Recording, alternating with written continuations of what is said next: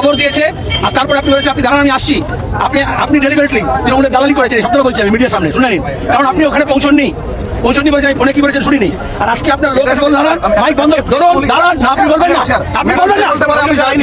কি বলবেন না, আপনি শুনুন। ম্যাডামকে জিজ্ঞেস করেন, ম্যাডাম যদি বলে আমি যাইনি, আমি 2 মিনিট এখান থেকে যেতে যতটুকু টাইম তার আগে আমরা জানি।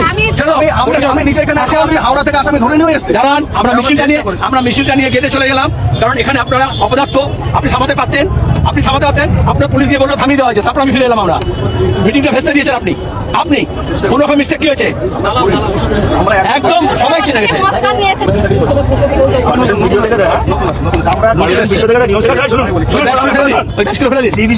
পারমিশন যখন চাওয়া হয় কোনো পার্টি থেকে, সিভিজিল থেকে লোকাল থানায় জিজ্ঞেস করা হয়, ওই সময় ওই স্পটে প্রথম কে নিয়েছে পারমিশন, লোকাল থানা এনওসি দেয়, তারপরে বিডিও অফিস থেকে পারমিশন হয়।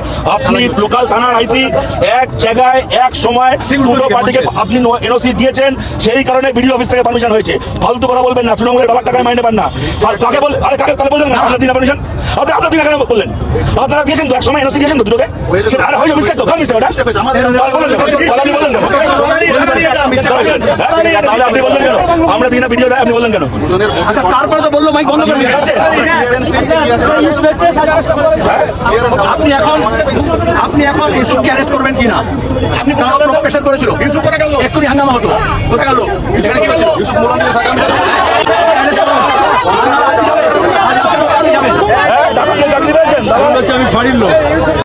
কমরেড, আমাদের বামপন্থীদের বা আমাদের সিপিআইএমে মোহাম্মদ সেলিম ও শতরূপ ঘোষ যে সাহস আর যে দাপট দিয়ে চোখে আঙুল দিয়ে চোখে চোখ রেখে যেভাবে এই কথাগুলো বললেন, এবং এই ভিডিওতে সম্পূর্ণ প্রমাণিত হলো যে এই মমতার পুলিশরা মমতার দালালি করছে।